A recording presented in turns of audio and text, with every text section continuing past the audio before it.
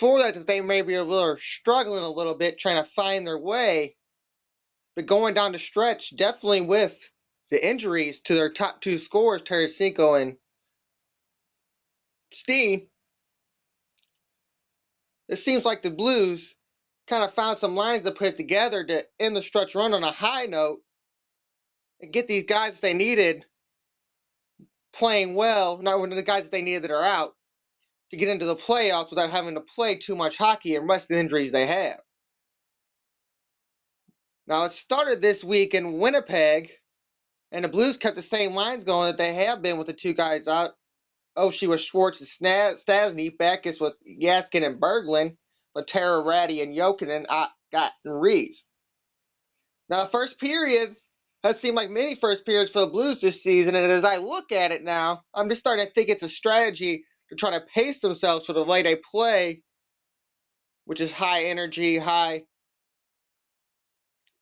physicality, more towards the end of the game, the last 40 minutes, and kind of just staying on their heels for the first 20, playing just good enough defense and going on little offensive spurts, but not trying to push it too hard.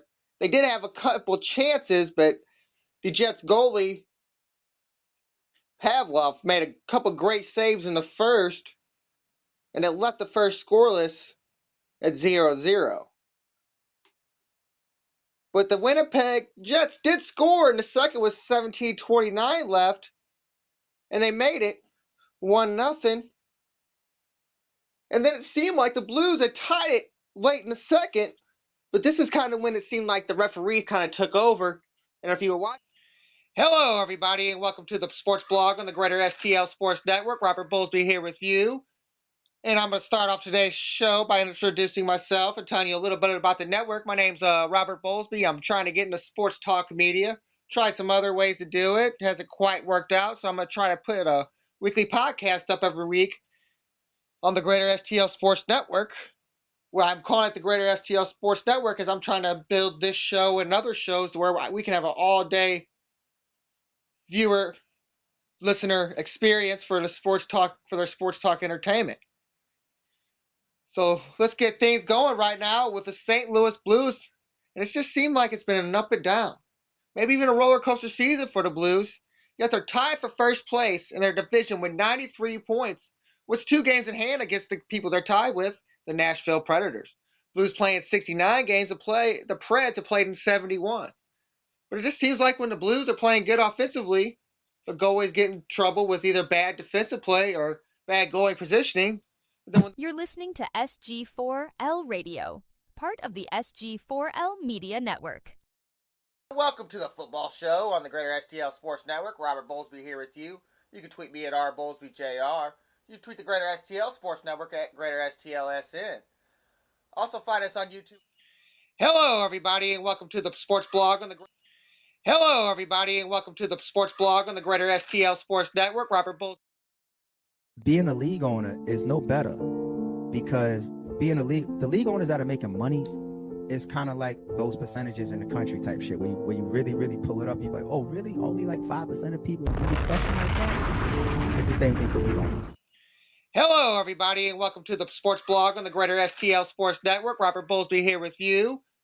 And I'm going to start off today's show by introducing myself and telling you a little bit about the network. My name's Robert Bowlesby. I'm trying to get into sports talk media. Tried some other ways to do it. Hasn't quite worked out, so I'm going to try to put a weekly podcast up every week on the Greater STL Sports Network. Well, I'm calling it the Greater STL Sports Network because I'm trying to build this show and other shows to where we can have an all-day viewer, listener experience for the sports talk, for their sports talk entertainment. So let's get things going right now with the St. Louis Blues. And it's just seemed like it's been an up and down, maybe even a roller coaster season for the Blues. Yet they're tied for first place in their division with 93 points, with 2 games in hand against the people they're tied with, the Nashville Predators. Blues playing 69 games of play. The Preds have played in 71. But it just seems like when the Blues are playing good offensively, the goalies get in trouble with either bad defensive play or bad goalie positioning. But then when the goalies play is outstanding, we just can't score, which had been the case on Thursday and Saturday night for these St. Louis Blues. 91 shots in them 2 games for the Blues. yet only one regulation or overtime goal. Just one.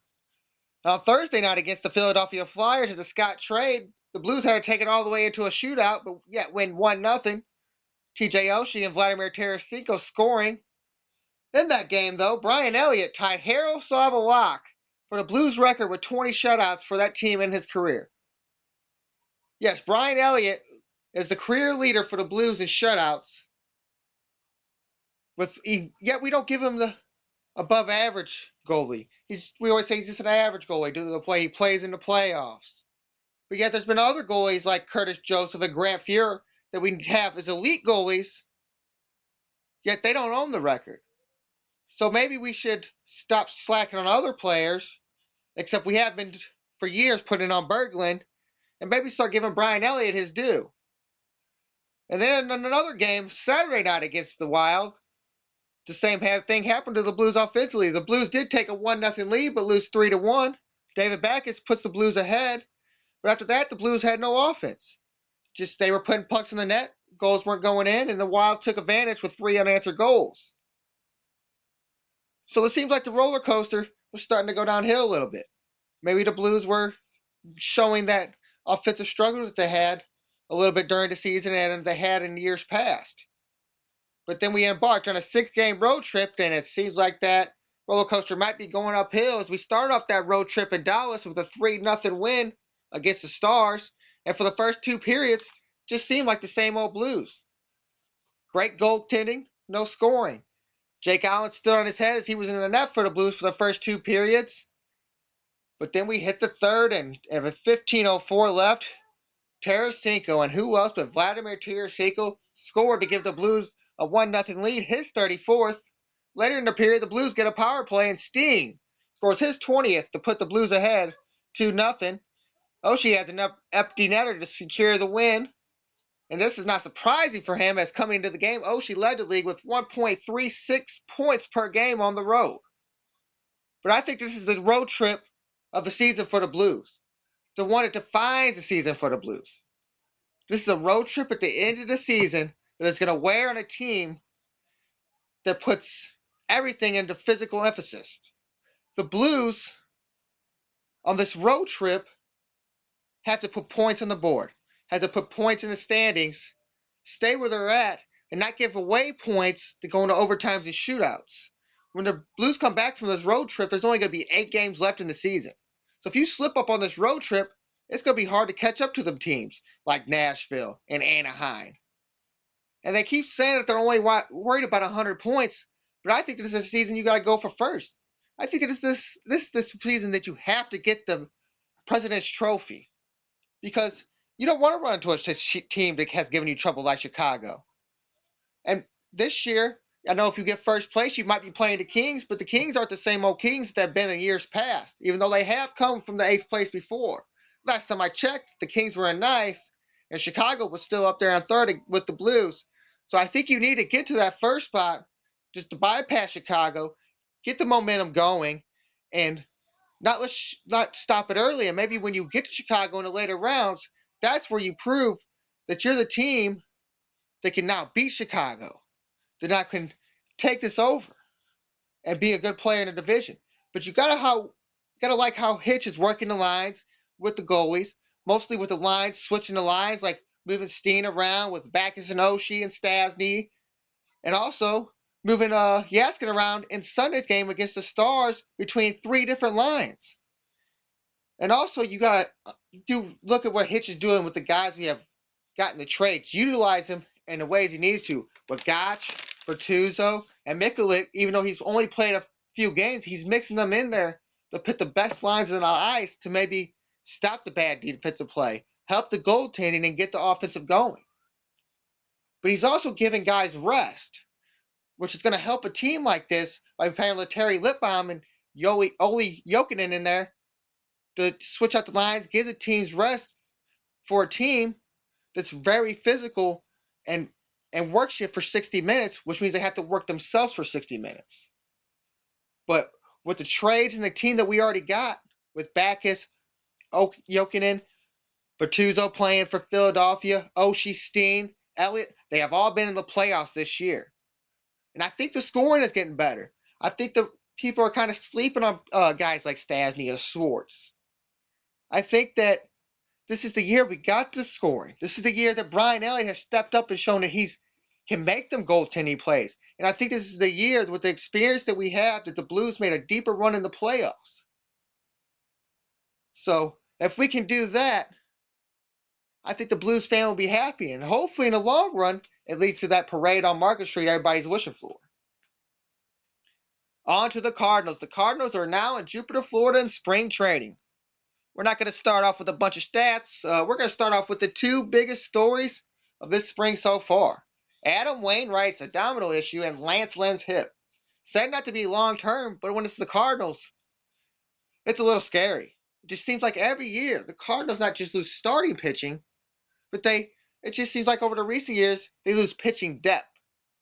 Like with last year, with the years that we've lost Chris Carpenter and Adam Wainwright. It just seems like every spring or every early part of the season, pitchers go down. But you got to give it credit to the managers, the coaches, the upper management, the major and minor league scouts, and the minor league coaches for how they've trained these players to always be next man up. It seems that the Cardinals always have a backup plan. It's kind of crazy to see how the backup plan almost always works. If it's not Tyler Lyons, it's trading for John Lackey.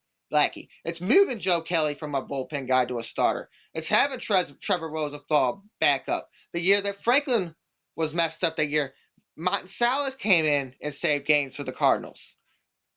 But it just seems like we have to build up the talent every year because we lose guys in the spring training and early season. Jaime Garcia comes to recent mine. It seems like every early season he's gone. But then we bring in a guy like Joe Kelly that replaces him, and a guy like John Lackey that when Joe Kelly was struggling, we brought John Lackey in to give us more pitching depth. But let's get back to Lynn. As Mike Matheny recently said that Lance Lynn would pitch a simulated game on Wednesday, and that's according to CBSSports.com. And according to most reports, Adam Wainwright is a full go. So also, that's some good news. But I think the better news for the Cardinals is that Wainwright got hurt. Because the man has pitched over 220-plus innings in the last 3 years. That guy needs some rest. Do the Cardinals think at his age that he can still do that every year? I know he does because that's the way the pitchers think in their head. But the Cardinals got to look at moving forward and trying to build this team around